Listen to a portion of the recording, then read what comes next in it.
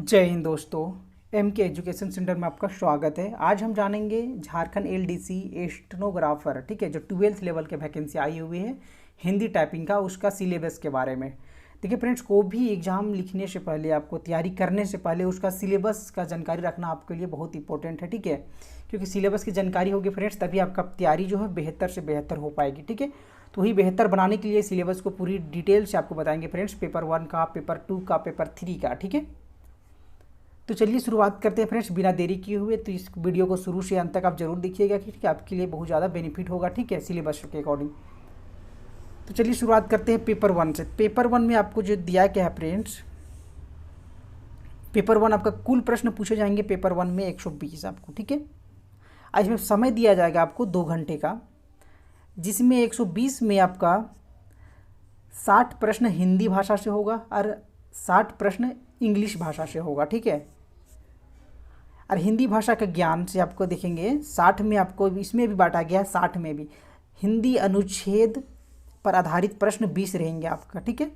मतलब गद्यांश आपको दिए रहेंगे, उसको आंसर देना है, उसमें 20 मार्क रहेगा आपको, ठीक है। जैसे हम बचपन से पढ़ते आए हैं, उसका पढ़ लेते हैं, तो उसके बाद फिर आंसर देना है, तो उस तरह से पढ़ के उसका आंसर उसी से खोज किए ढूंढ के आपको वहाँ सही टिक लगाना है, ठीक है। उसके बाद दूसरा है हिंदी व्याकरण। हिंदी व्याकरण से 40 प्रश्न रहेंगे, मतलब टोटल 60 हो गए आपके हिंदी से, ठीक है।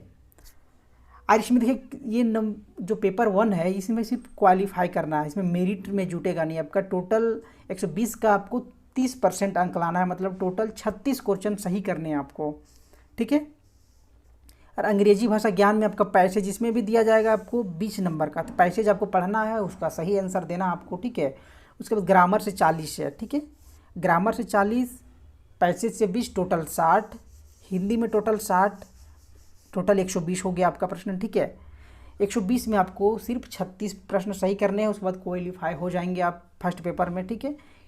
इसमें मेरिट से कोई डर नहीं, क्योंकि ये नंबर आपका मेरिट लिस्ट में नहीं जुटेगा। उसके बाद नेक्स्ट है आपका पेपर 2, जो बहुत ज़्यादा इंपॉर्टेंट है और आपका पूरा मेरिट का डिपेंड करता है पेपर 2 में, ठीक है।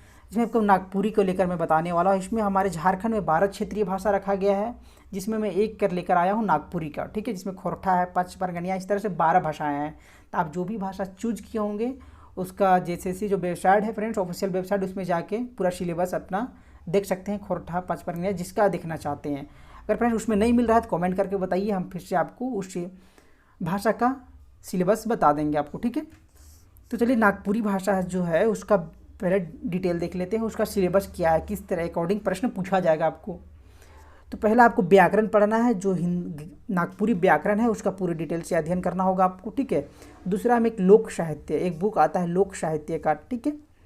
उसमें लोक कथा, लोकगीत, बुझावल, कहावत, मुहावरे सभी दिए हुए हैं, उसको पढ़ना है आपको। उसके बाद तीसरा में लोकगीत में आपका क्या क्या पूछा जाएगा, ठीक है। इसमें सिलेबस में डायरेक्टली लिखा हुआ है कि लोकगीत में आपको फगुआ पढ़ना है, डमकच पढ़ना है, अगनाई पढ़ना है, मर्दानी झूमर, बंगला झूमर, उदासी, लहुशा एवं झुमता, ये सारे लोकगीत हैं आपको पढ़ने हैं, ठीक है। स्टेनोग्राफर के लिए, टाइपिंग के जो एग्ज़ाम लिखने चाह रहे हैं उसके लिए, ठीक है, एलडीसी के लिए। उसके बाद लोक कथा में बताया गया है सिलेबस में, बन हरिन कर बेटा एक कहानी है, उसको बारे में पूरी डिटेल से पढ़नी है आपको।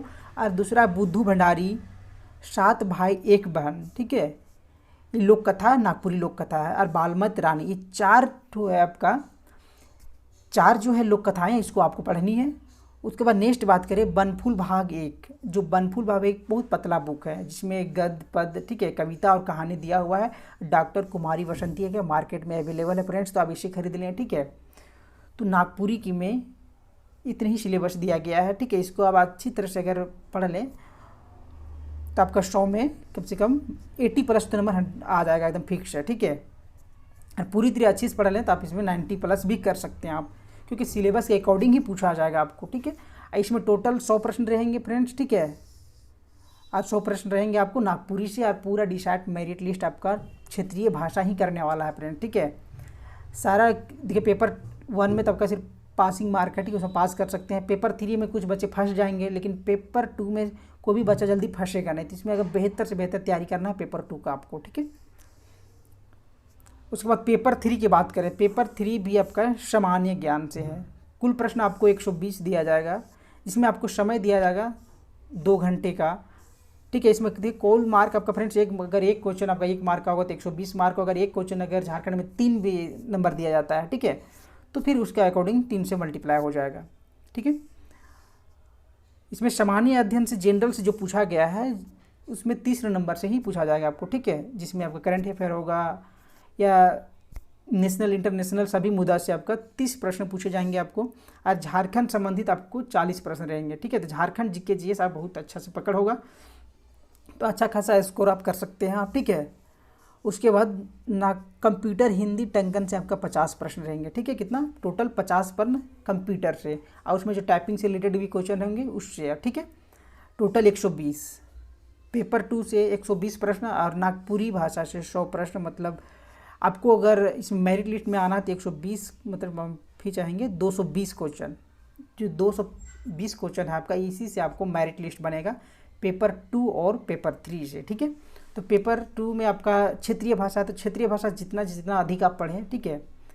और जो आपका पेपर 3 है जनरल नॉलेज वाला, इसे भी अगर झारखंड आपको अच्छी पकड़ होगी तो इसमें अच्छा खासा नंबर आप प्राप्त कर सकते हैं।